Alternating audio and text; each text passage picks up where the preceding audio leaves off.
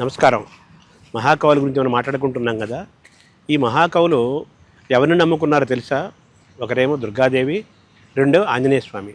కంటికి నిండిన సత్సభ పంటికి 10 నూర్లుగాగా పలికించి బలి దంటలు వీరనిపించి అకంటక జయమిడిన నిన్ను కంటిమి తల్లి.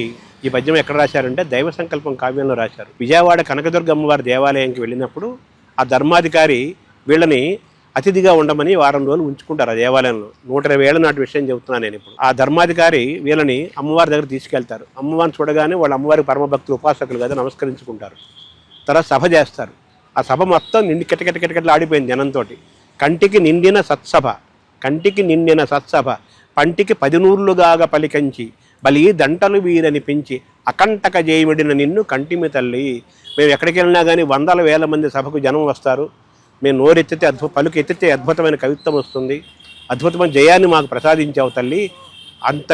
ఇంతటి వైభవాన్ని ప్రసాదించిన నిన్ను ఈరోజు చూసే సౌభాగ్యం మాకు దక్కింది తల్లి అని ఆనంద బాష్పాలతో దుర్గమ్మ వారికి నమస్కరించుకుంటూ దుర్గమ్మ వారి గుడిలో, గర్భగుడిలో కొప్పరపకోరి పద్యం చెప్తారు. కంటికి నిండిన సత్సభ పంటికి 10 నూర్లుగాగా పలికించి బలి దంటలు వీరనిపించి అకంటక జయమిడిన నిన్ను కంటిమి తల్లి. అకంటకమైన జయమిచ్చిన నిన్ను ఈరోజు చూసే సౌభాగ్యం మాకు దక్కింది తల్లి అని అమ్మవారికి పద్యాన్ని నివేదించుకుంటారు కొప్పరపకోలు. ఆ అమ్మవారిని నమ్ముకున్నారు దుర్గమ్మని. వాళ్ళు నమ్ముకున్న ఇంకొక స్వామి ఆంజనేయ స్వామి. ఎవ్వని నమ్మి దేశములకెంతయిబోయి జయమ్ము గంటిమో, ఎవ్వని నమ్మి ఈ సభల్ అహీనదుతిన్ జరిగించుచుంటిమో, ఎవ్వని నమ్మి ఏమిటన సంధియ వకింతయ మందకుంటిమో, అవ్వర కీర్తిశాలి పవనాత్మజుడేలుత మిమ్ము మమ్మునన్. పవనాత్మజుడు అంటే పవనసుతుడు ఆంజనేయ స్వామి.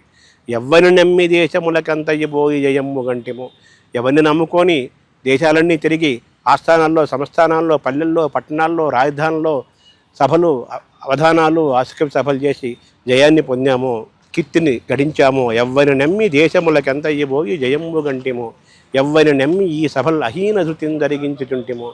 ప్రతి సభను కూడా చాలా అవలీలగా, లీలగా, హేళగా చేయగలిగామో ఎవరిని నమ్ముకొని. ఎవ్వరిని నమ్మి ఏమిటనా ఒక ఇంతయు సంధియమందకుంటేమో. గంటకు 400 పద్యాలు, 500 పద్యాలు, 600 పద్యాలు, రోజుకు 2 శతావధానాలు అవలీలగా ఎప్పుడు ఎవరు ఏది అడిగితే ఎలా చేయమంటే అలా చేయగలిగామో.